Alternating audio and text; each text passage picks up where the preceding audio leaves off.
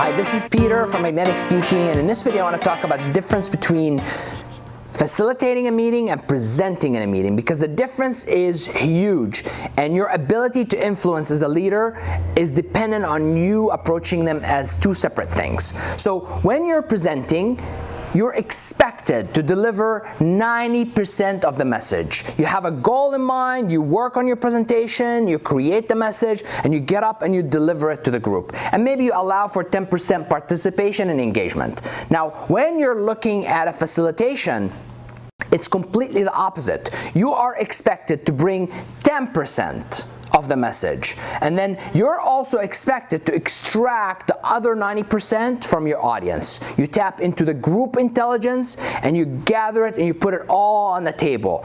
That way your team is going to feel heard, they're going to feel like they're a team, they're going to feel like they're in a very productive meeting. The big mistake people make is mixing up the two.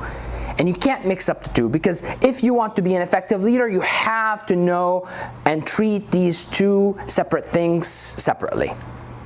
Now, we've been teaching you here at Magnetic Speaking how to present in meetings through storytelling, through impromptu, through structure, through delivery.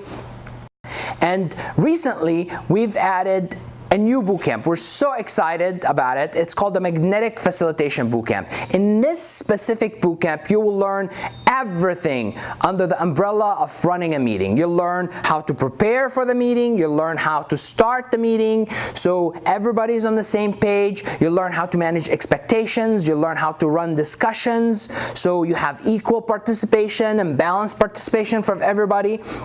You'll learn how to close the meeting so you can have accountability. Basically, everything you need to run effective and efficient corporate meetings. Now, we have boot camps like that every single month. I just hope to see you in the next one.